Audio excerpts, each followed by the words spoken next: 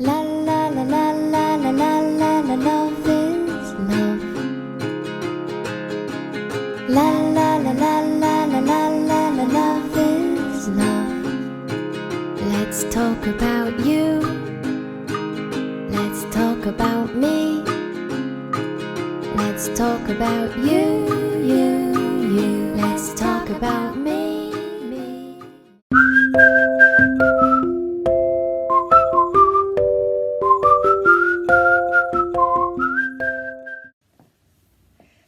Hello everyone, this is us. I'm Andrea, I'm David. I haven't gone away. and this is our Southern Nest adventure. And like I said before, we hope you're all doing good. David is doing okay. He's not as bored as most people are because he, like I said in my previous video, he's kind of like used to being I at have home. been homebound since October 8th when I hurt my back.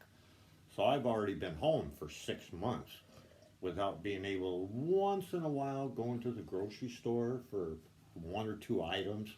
And the shopping center is only 5 minutes away by car. So And you went at like still 7 o'clock in the morning for the elderly people, right? yeah, they got senior citizens. Like I told Andrea, I felt like I was in an old people's zoo. Oh God, it was hilarious, and I only got like 2/3 of the things that we wanted. Yeah, because everything was gone. Yeah, the brand name stuff, all the toilet. There wasn't a deal of we got plenty of toilet paper, but I was going to buy another pack in case it happened to be there. I got one 4-pack or 6-pack of paper towels. Well, that was it. Got the food we wanted, but it was interesting. Let's put it that way. I don't want to go back. Yeah, well, I probably have to go back. I don't know when though. No, I just went. We just spent like a ton of money buying. We dropped about $500. Yeah, on just, because we make, because now we have to eat at home a lot. So, like every meal is eaten at home. And I didn't buy. And my vino. Yeah, David's wine and his beer and my Perrier. And a carton of smokes, Yeah. just in case. Yeah, well, I didn't buy that. I don't buy his I cigarettes. did. Yeah, I don't buy cigarettes for David. I don't like that habit. And I'm not buying it.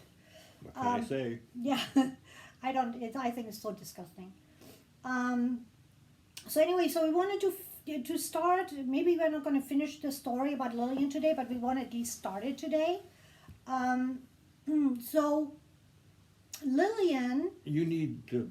I know I'm going to You need explain. to give the backside. I'm going to talk about that. Okay. So Lillian is a woman that is now passed away. She passed away a few years ago. She was born in the South, and her ancestors were slaves in the South. And she didn't have much of an education. I think she maybe went to 6th or 7th grade. She could read and write. Yeah, she can. Very, very illiterate. Well, she read the Bible front and back. Yeah, she read the Bible, but she was like, when you try to have her, write anything down. I mean, she could do like taking down phone numbers and she could write, but she just couldn't spell, which was fine. Anyway, so when I first came to this country, I was 16 going on 17. It was August 3rd, and on August 12th, I turned 17. And 1977. yeah, and we don't have to tell everybody my age now. Too late. Yeah. Anyway, so when I came here without my parents. I came here with $200 in my pocket, and my parents had friends that owned hotels here, and I wanted to go to school to become a nurse after I did an apprenticeship in Germany for sales and marketing, and I didn't like that. I got my degree in it and I didn't like it. And so I registered too late, so I had to wait 1 year to go to school. And my mom said, well, you can't be hanging around the house for a year, you need to do something. And so this friend of my mom says, well, she can come to America, she can work in one of my hotels, and she can help, blah, blah, blah. And my mom asked me, and I said, oh, yeah, I'll do that. So here I came. I spoke Wet behind the ears. yeah, didn't speak very much English, and so I couldn't really work at the reception. I had to work as a maid, cleaning. This was a hotel that had all suites. Like a lot of people stayed there for months at a time, and so each floor had like 22 suites, and it was like 2 maids to 1 floor. And so I did that. I had like 1 day off. I made $170 every 2 weeks, and that was that was paying for my food, for my clothing, for entertainment. I had no car, for everything So I needed. transportation, Well, yeah, if I wanted to go anywhere, because I lived in a hotel, I lived in the basement in a 1 room, on a concrete floor with a refrigerator, a hot plate, and the window overlooked the pool, the hotel pool. And I had to share the bathroom with the other Hispanics that lived there as housemen, because they needed somebody always on the premises if there was like a problem with plumbing or if somebody needed something fixed. So there was like a couple of guys that lived there also, so I shared the bathroom with them. And when I first saw it, I wanted to go back home. I was so upset. I was like, oh my God, I want to go back home. I don't want to live here. That is horrible. So I called my mom and I'm like, I don't want to live here. I don't like it here. And my mom said, well, you made a commitment for 1 year. You have to stay there for a year. I was so mad. I didn't talk to my mom for probably 2 years. I was so mad. Only like on holidays we talked. But other than that, I didn't pick up the phone. So about a year into staying there, Lillian started. She was hired because the friend of my parents, that the woman that owned the hotel, she's German also, and she's married to a man from India, and she bought a hotel. Yeah, and she bought a hotel in Hollywood, and the hotel had a restaurant. So she hired Lillian to basically get this restaurant going. And so Lillian and I moved to that hotel in Hollywood. And in Hollywood, that hotel didn't have suites, they only had rooms. So Lillian had a room and I had a room. And then I helped her with the restaurant, and I was working at that time, was like a year later, I got better with the English, and I started working at the front desk, and they had one of those old-fashioned switchboards with the cables where you have to connect people, like if somebody wanted to make a phone call, they had to call the front desk and say, can you please dial 213 blah blah blah blah blah, and then you have to dial the number and connect, and oh my goodness, it was crazy. Anyway, so Lillian and I became really good friends, and Asha, who is, her name is Theodora, but they called her Asha, who is the woman that owned the place. Her daughter. Said, no, the woman that owned the place. Her name is Asha. Oh, okay. Anyway, so she said to Lillian, please keep an eye on Andrea because she's really young, and I would like you to kind of like cook for her and, kind of like keep an eye out for her. And she's like, yeah, okay, sure. So we started becoming really good friends, and we got the restaurant off the ground, and then about 6 months later, we moved back into that hotel with the suites, and because they needed more help there, and we moved in together into a suite. And then that's when Lillian started cooking for me and reading the Bible, and like every time I had a boyfriend and I was upset, she would just kind of like console me, and she was always reminding me, you have to call your mother. She was like always really sweet, very motherly, and she always would call me her goddaughter. She said, when she went out anywhere, and you introduced me as her goddaughter. And people will always be like, that's really weird. My goddaughter, that's really weird. And because, Lillian was a really heavy African American woman. right. And And I dark, was, dark. and I was Andrea white. being blue-eyed, blonde-haired, Yeah, and light so skinned. young.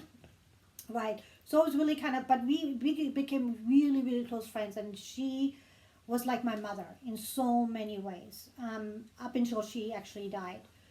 So when I met my first husband, I moved out of the hotel because the woman that owned the hotel, Asha, we didn't want me to marry him, and she said, he's trouble and he's just a playboy, yada yada yada. And if you want to move in with Also him, Jewish. right? And you she being didn't, German. right? But she had nothing to do with that. That was not her Well, thing. no.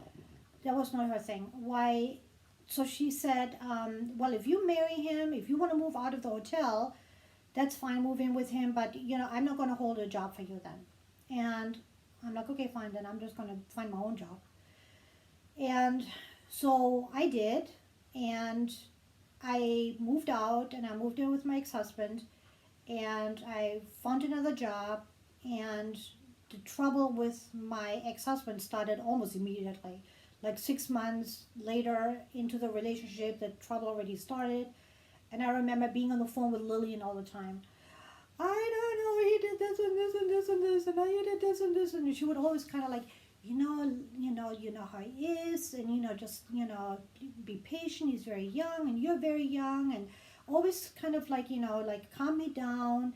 And say, okay, why don't you meet me at Nathan L's and for breakfast. Nathan L's is a breakfast place in Beverly Hills that is now closing. It's famous Jewish deli that's closing this Sunday forever. Yeah, it's been there forever. It's like, what is his name? Larry King is there every morning. Larry King is there with his coffee, with his buddies. I mean, all the Beverly Hills people were there.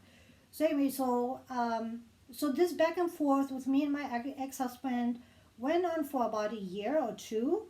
And at one point, Lillian just said to me, look, don't call me anymore about him. And I said, what? What do you mean, don't call you? And she said, you haven't had enough. When you have had enough, you will stop calling me. You will stop calling anybody. You will stop calling your mom. You will just pack your stuff and you go. And you're not going to care how much money you have, how much furniture, where you're going to live. You're just going to go. You also had a son at this time. And yeah, and she said, and you're not going to care, and you are just going to go.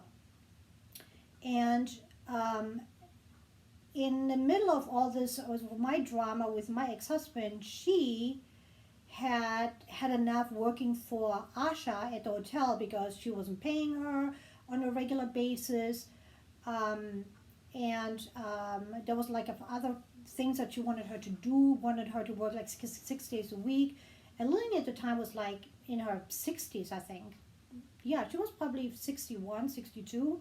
How old was she when she retired? 67? Yeah. Okay, so when I met her, she must have been in her late 50s. So No, not yet. No, you met her after me when I. Mm-hmm. Right, and she was. She couldn't have been in her early 60s. It doesn't make any difference. So she found herself a job working for this Beverly Hills family called the Milners. The Milners are oil people, and Old.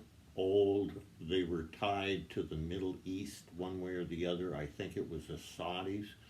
They were old Hollywood, Beverly Hills. those people, yeah, old money. But not affiliated with the film industry. Right. But they were affiliated with all the politicians, specifically Reagan. And They were their best friends. you're right. So every time the Reagans were in town, the Reagans would stay at the Milners, and Lillian would cook for them. Would cook for the whole entourage. Ronald Reagan and his wife, and then there was who was that? Elizabeth Taylor was there. Oh, well, And- the one deal was Kissinger Mm-hmm. and some big mucky muck with Saudi Arabia was in town for 2 days. and they had the meeting at Milner's house. They were locked down tight. They had Secret Service. Nobody could come and go. Right, because Lillian called us and said, you can't come, because we would go there like on the weekends, because Lillian was off on Sundays and Mondays, and Sundays when Mrs. Milner wasn't there, she was traveling a lot. She always wanted to make sure that Lillian was there. And because Lillian couldn't leave anywhere, she said, just have Andrea and David come over. Tyler. And Tyler too. Come over and they can swim and they can do whatever, and you can make lunch for them or whatever. So we spent like a lot of Sundays there in Beverly Hills, swimming at the pool, lounging there, and Tyler would swim and Lillian would make us lunch and or dinner, whatever. And so that's how Lillian. So anyway, so when my husband, my ex-husband and I got married, I was completely broke. I had no money. I was working in a hotel, making $5 an hour, and I said, and Lillian said to me, well, what are you going to wear for your wedding dress? And I said, I don't have a wedding dress. I'm not going to wear a wedding dress. And she says, no, you have to wear a nice dress. And I'm like, I'm not wearing a wedding dress. I'm not going to have a big wedding. I'm just going to have an elopement kind of thing. And so she's like, no, that's not okay. So she took me to Bullock's in Westwood. Bullock's is not even around anymore. So she took me to Bullock's and to the women's department. And at the time, I was like a size like 0 or 2, and there wasn't very much available back in the 80s for women that are very, very skinny. I think you weighed, 95 pounds when I met you? No, I weighed maybe more. 100. Not much more. So anyway, we finally found a dress. I told her I didn't want to wear white. It was like a blush pink, and it was like tea length, like some lace and stuff. And no, that was the wedding dress. That was the wedding dress that I married you in. That's right. You remember that? In Vegas. Yeah. Yeah, because with Terry I didn't wear anything. With you, I that don't know, dress, I wasn't there. Yeah, that's right. That was the wedding, because she said, what are you going to wear? And I'm like, oh, we are going to Vegas. We're just going to elope. And she says, you have to wear a wedding dress. And that's the dress that I have on in the picture, right. And that's still hanging up in the closet. So Lillian bought me that dress. It was like so weird because David and I didn't have any money either. I mean, David had plenty of money when he came here. By the time I met him, broke. Spent $10,000. I spent in 3 3 months. years in the woods in Alaska. I made up for lost time. The first 6 months I got to Hollywood, I spent tens of thousands of dollars. I spent a lot of money partying. In 6 months I made up for a lot of time. So by the time, and to this day, Andre's still mad at me because I spent that $10,000. I'm like more than 10 grand. Yeah, I didn't know I was going to meet him. I always tell him that I married the poorest one out of the whole Hughes clan. The poorest one.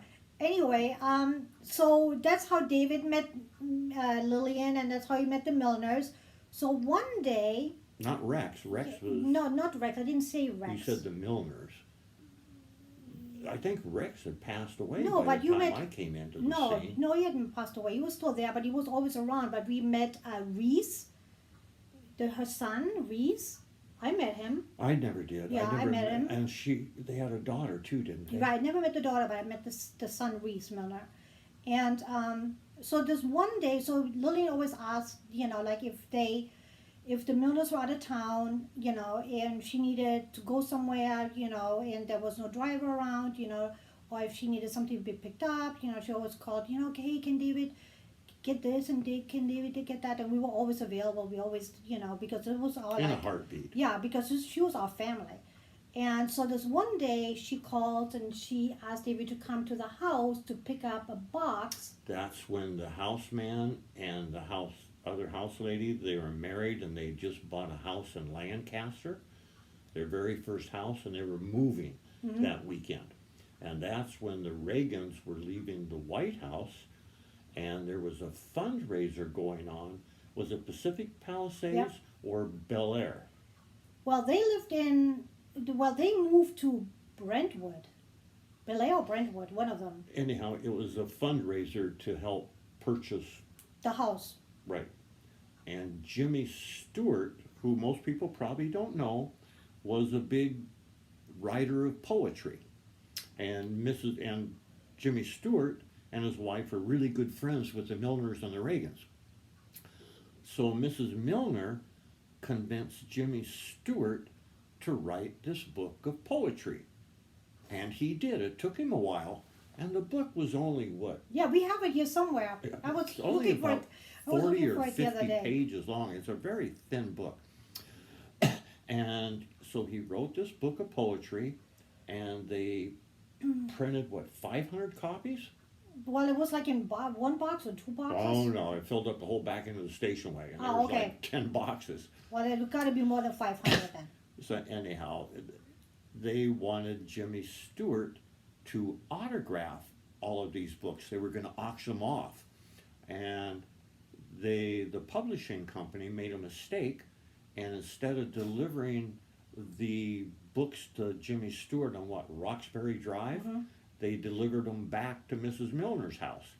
Well, the limousine driver, the driver for the house, and his wife were not there, and they had no way to get the books there. So Lillian calls us. So I drive over there, and I load all these boxes of books up in the back end of my station wagon. And this is before GPS or anything. So I finally found Jimmy Stewart's quaint little English tutor.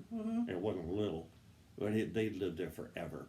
And I back up in the driveway, and here's Jimmy Stewart looking out the window like a little kid. And he meets me at the front door, and I'm looking up at this tall, skinny guy. I didn't even recognize him. He was pretty old by then.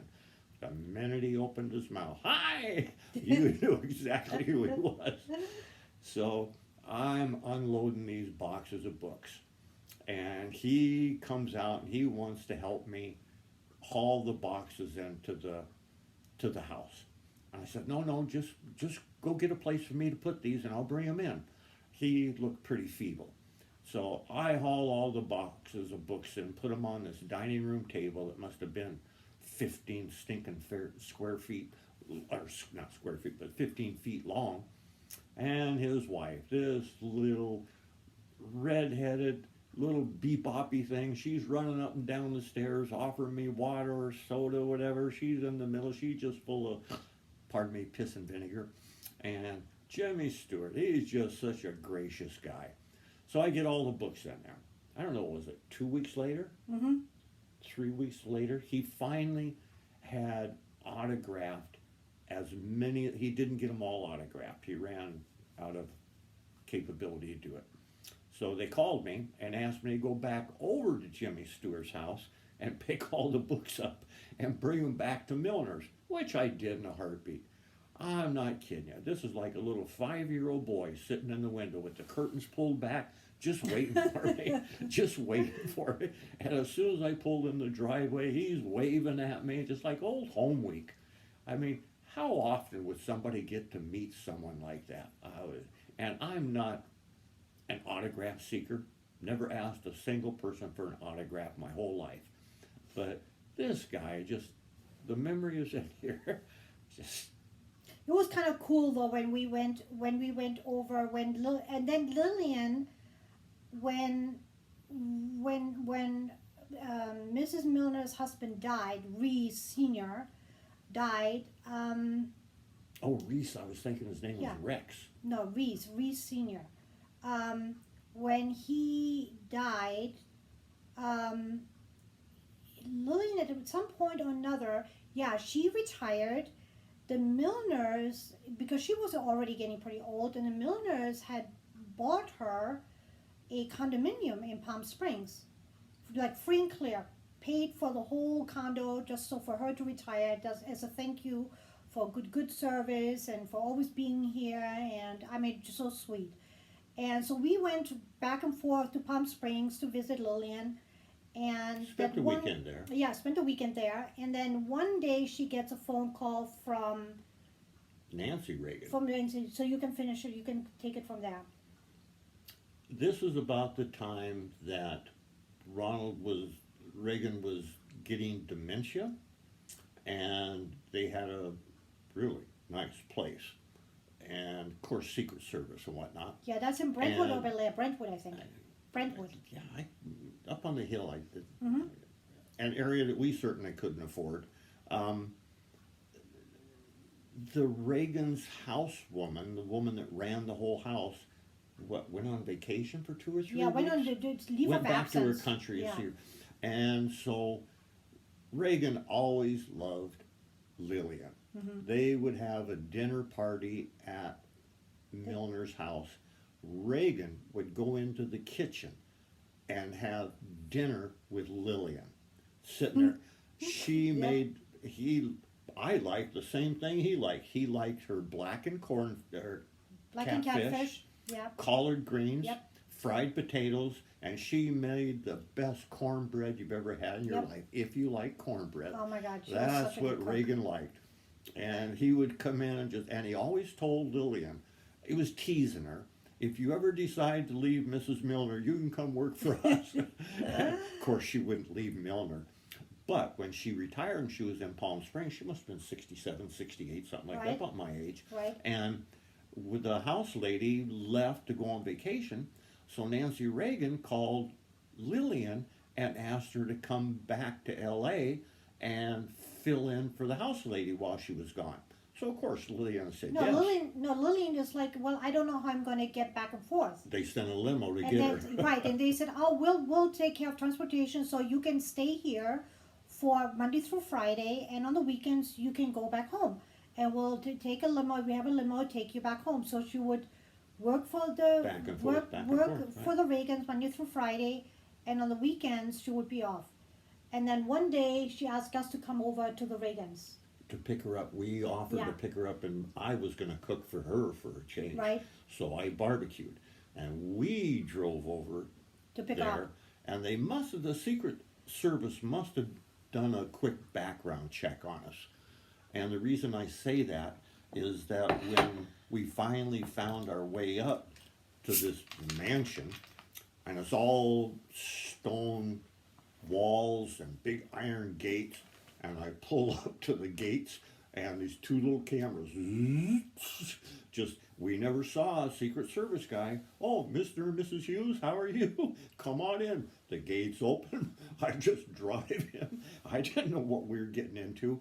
And I think it was a houseman that escorted. I don't think we ever saw a Secret Service guy, did we? Well, they weren't Secret Service people, because Lillian said, I'm like, who are these people? And she said, that's Secret Service. She said, don't bother Security. with them. Oh, we Yeah. weren't allowed to get out of the car.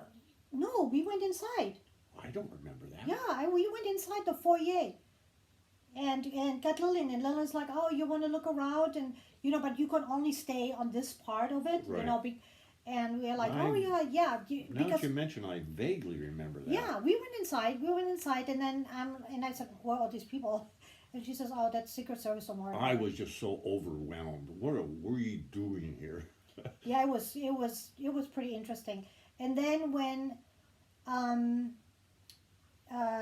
the Milners, when she did some sort of like a cleaning out of her house or whatever it was, and then when Lillian moved to Palm Springs, she gave Lillian a whole bunch of stuff from Mementos. from the Reagans, and what was it, like the plate, like a plate, and, A dinner plate from Reagan's inauguration dinner, and they're all numbered and whatnot. And I don't know. I and like a little coin thing, coin that was like embossed in glass, hard plastic. yeah, or hard plastic, whatever it was. And we gave the plate to Bill. Who's a big Reagan Republican fan. Right. And I had the plate sitting out in the garage up on a shelf, and that's when I was collecting Marlboro miles, and I just kept putting the miles up on this plate. And this thing's a collector's item. Didn't mean anything to me. But when we got ready to move here, I was afraid that the plate would just get transferred from my garage in California to my garage here, and eventually it'd get broken or chipped or something. And so I gave it to our next door neighbor, who was a really good friend of ours. And we knew what a big Reagan and fan and Republican he was. And Right. it's sitting in his living room and Yeah. well protected. We still have that glass ball that she gave us. Uh-huh. You know, it's that crystal ball. I mean, she gave us a lot of stuff from the Reagans and from. Let me interrupt you. When you walk into Milner's home, it's like walking into the Smithsonian. It is a museum. Things that they have collected from throughout the world, from world dignitaries, things that have been gifted to them or things that they purchased. You walk through there and you don't want to touch anything. And then we had Tyler, who was what, 5, 6, and he wanted to look at everything. Yeah, I know. We are like, don't touch this, don't touch We this, had don't our touch this. hands Oh my full God. with him. But the corridor, but the end of the house where the corridors with all the, The Reagan wing, yeah, where was all like the the- pictures were. West Coast White House, and they had, the house was shaped in a U shape, and this one whole wing, I guess, used to be for her son and daughter. Right. And then when they moved out, they turned it into the Reagan wing. And as you walk down the hallway had to have been 8 feet wide. Huge, huge hallway. You could drive a car down this hallway. Floor to ceiling, all the way down this 30 or 40-foot hallway was pictures of all the old Hollywood actors and actresses you can imagine, you can remember from the 40s, 50s, 60s. Dean Martin, Merv Griffin, Eddie Fisher, Sammy Davis Jr., John Wayne, Jane Mansfield. I can't. A big fan of hers. Big friends, not fans, but friends were Jaja Gabor was a good friend of hers, and Elizabeth Taylor was there all the time. And Elizabeth Taylor at the time, there was just around the time that Michael Jackson, like when that AIDS thing came out, and Michael Jackson was very much into fundraising with Elizabeth Taylor for AIDS fundraising, and they did a lot of fundraisers at the Milners for AIDS, because it was like around the same time that Lillian started working there, and this whole it was like in the 80s. And it was, I mean, they did a lot of dinners there, and I tell you, it was like a world that We It's didn't like- belong in. No, It we wasn't didn't. our world. Yeah. Oh, let's back up a minute. Remember when Merv Griffin, or Griffith, what was it? Griffin, He bought what, the Beverly Hilton? yeah, And up in the, it's not the Polo Lounge, it's that restaurant up there where they oh, had. it was like on the corner of Westwood and Hollywood. You mean where we had the Mother's Day Sunday brunch. Sunday, it was a Mother's Day brunch. Okay, but here we are. Merv Griffin, who knows Lillian and the Milners and Reagans, he is just part of the crew. And I did not want to go. This is, It was Mother's Day, you had to go. yeah, I know, but this was a rich person's restaurant. This was out of our league completely. But Lillian knew all these people. And you wanted to go. She was so comfortable on this element, it didn't bite, and everybody knew Lillian. Mm-hmm. She had such a big voice and such a contagious laugh. Mm-hmm. You could hear this woman, and here we're sitting in the middle of the restaurant. Big table, right in the middle of the restaurant, and all these rich people are running around. The best spread I've ever seen. Anything you can imagine that you wanted to eat was there. Me being a seafood fan, I kind of crab legs, shrimp. We had all girls there too. We had Tyler and the 2 girls with us, and they were in Right. the high chairs. One of them was in a high chair. There were Remember 6 them? of us. Yeah. So we're sitting at this table, and Lillian's at the end of the table, and she's got her back to the entrance. And we're eating, and I just really want to eat and get the heck out of Dodge. I was so uncomfortable. This was not my element. See, I love she it. Yep. fit right in. I love Just it. like going to the Jewish deli, Nate and Al's. Yeah, where- I love it. Oh yeah, I felt so uncomfortable there. Not me. Anyhow, we're eating, and Lillian's talking, and she's laughing. And all of a sudden, somebody yells across the restaurant, What are you doing, slumming? I'm looking around. They're talking to us. And it's Merv Griffith. And how the heck he recognized Lillian because he was behind her, you know. But like I said, she was a big woman. And you could hear her voice all over the restaurant. And of course, everybody's eyes just looking at us. I could feel my face going like a red light bulb. I was so embarrassed. He comes over and wraps his arms around Lillian, and she doesn't even turn around. When this guy says, "Hey, what are you doing, slumming?" she knew exactly who it was. And she just starts laughing. Actually, food was coming out of her mouth, remember? She was laughing so hard. He comes over, wraps his arms around her, talks to her, and she introduces us, and I stood up and shook Merv's hand, and just a really nice guy. I actually thought maybe he'd comp our lunch, but he didn't. And, he stood around and talked for a few minutes, and he went out and did, his normal Lillian rounds. paid for the lunch. Yeah. Lillian paid for lunch. Lillian paid for everything. Lillian paid for my dress. She paid every time we went to anything else. Was always like when I remember when I had Tyler and before I met David, I was like completely alone, single mother, and I didn't have hardly any money. And she would just always ask us to come and meet her at Nathan Else, and Tyler would be with me. And then after lunch, He he's was like, really little. yeah, he was like He a wasn't year. eating that. Yeah, he was like a year and a half or something. And so I would take the bus and meet her in Beverly Hills. And after we had lunch, she would be like, "Okay, what do you want to do?" I'm like, "I don't know." She's like, "Does Tyler need anything?" I'm like, "I need his clothes." She's like, "Okay, let's go get some clothes for him then." And then she would go in Beverly Hills or like on Beverly Drive. Rodeo. And, no, it was on Beverly Drive. We went to the baby guest store. And she just dropped like $500 at the baby guest store. Boom, She's boom, like, yeah, boom. she's like, what do you, oh, this looks cute, this looks cute, and she just bought everything. I mean, Tyler had a whole new wardrobe like in one afternoon. This woman had never been married, Nope, never had any children of her own. no, Actually, didn't she live in Chicago for a long Yep. time? mm-hmm, And her nephew was Stevie Wonder's sound man yep, for a long time. mm-hmm, yep. That's Lillian.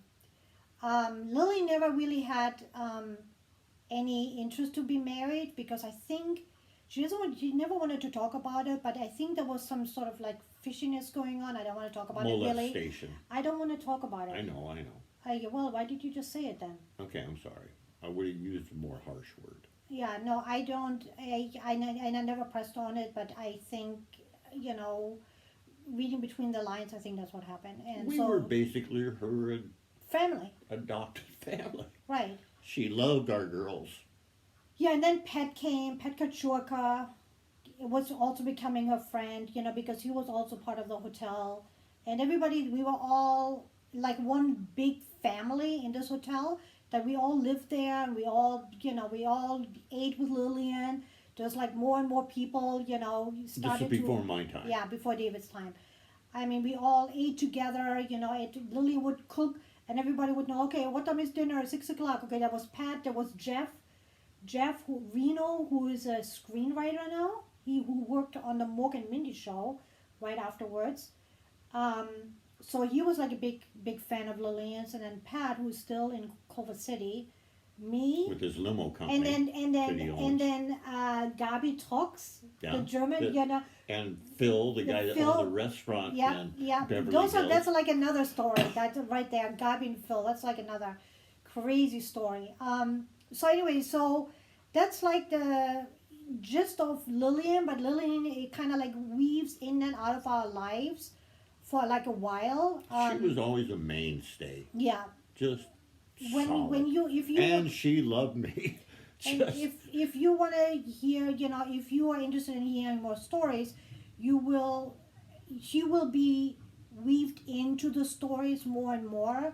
But we just wanted to give you like the heads up of who she was to us, and who she was to me, and to Tyler, to my son, and who she was to David.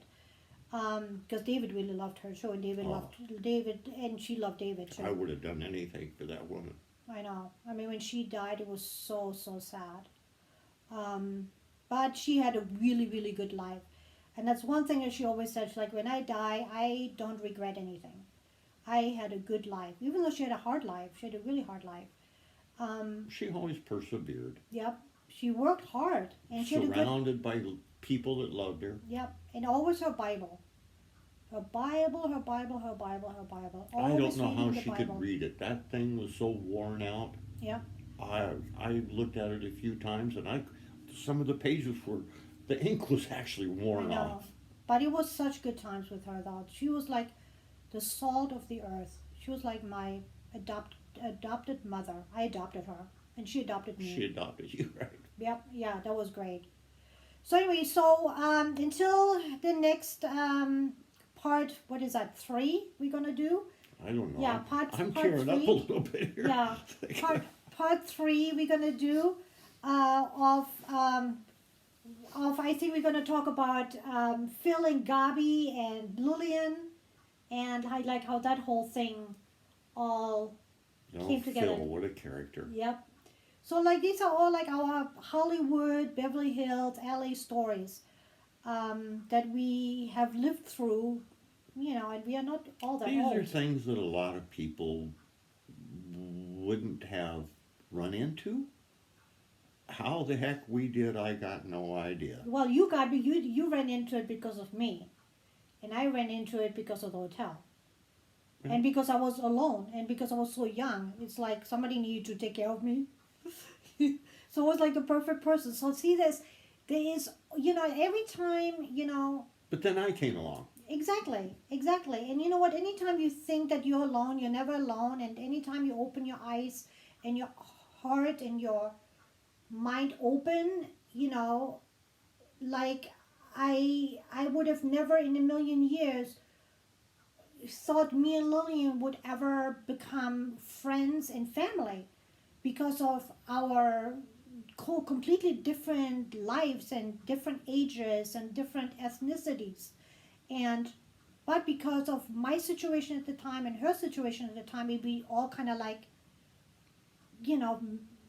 found each other. It was Almost really, out of necessity. yeah, it was really interesting. So, just because, now we're living in this gloom and doom time of the world, if you look around, you will find some positive things that, you will look back on and say, you know what, that was actually a really, really cool thing. And that was really something that I shared. And this is something that I went through. And this is people that I met because of this. And, nothing is ever like as bleak as you think with the minute you go through it or the moment you go through it. If you're looking... Well, and like right now with everybody being homebound, which they should be, Mm-hmm. it's time to reminisce a little bit. Think back about your friends, where you've been, what you've done, maybe what you could have done differently. It's too late now, but... It's never too late. You yeah. can always, change course a little bit, And Well, I always wanted to be a Godzillionaire. yeah, well, that part is that's money. But you know what the I thing don't is. think I got enough time left. But you know what the thing is, and what Lillian taught me too, though, is that the people that are the happiest are the people that need the least. And content with themselves. Yep. Very content. Because she was the person that made a ton of money, but never really spent a lot of it. She took her niece and her nephew in Chicago to Hawaii once a year. That was like her big thing. That was like a big splash, a big expenditure. But other than that, with the exception of going to Nathan Nell's or going out to dinner, and she always went to like the best restaurants. She always invited us. We went to she enjoyed good food. We went to the nicest restaurants with her. But other than that, she never really spent a lot of money on clothing, or she never drove a car. She never wore anything fancy. Nope, never had any fancy jewelry or anything like that. But she was happy. She was, even when I was like completely devastated or Asha treated her horribly, I would be like, I'm so sorry, Lillian, she was so mean. And she would say, that's okay, don't worry about it. She maybe had a bad day. She would always, find the good in people. You always felt really good around her. And everybody needs a Lillian. everybody should have a Lillian in their lives, and I think because of her is how I turned out. I think. Andrea doesn't like me to say this. To me, she always looked like Aunt Jemima on the pancake mix. She had this big grin, remember? I know. Just a big smile and just, I don't know if I ever saw She's her probably depressed. looking down from heaven to us, and she's probably protecting us right now. Or I she's know. laughing at us. Laughing at us. Like, what are you guys talking about? No, she would be like, oh, you guys are so sweet. Andrea used to always tell her, you ought to write a book. Yep. She did. She did. She started to write a book. Don't you remember? And then just notes, but it never went and then very far. and then a ghostwriter moved in there. I mean, and not moved into her house, but went and they had meetings. And yeah, there was supposed to be a book, and then she died. Yeah. I know she started, Yeah, she started to write a but book. I don't remember a book ever coming out. Anyway, I'm gonna go to Starbucks. Don't cry.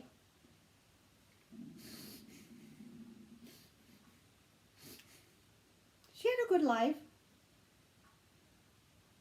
And we are better for it. Oh, I just memories. Sorry, Don't cry. I'm not trying to. It's supposed to be a happy vlog. I know, but I just remember the lady, and she was a lady. She was. She was the salt of the earth. So with that, we're gonna say goodbye. And if you want to hear more, please give it a thumbs up, leave us a comment, and if you don't get any thumbs up or no comments, we don't need to do it. We are not gonna do any more. So there. I don't want to make a fool out of myself. No. Anyway, so like I said, be kind to one another, let your love multiply, and stay safe. Talk to you later. Happy trails. See Bye. you again. Hopefully.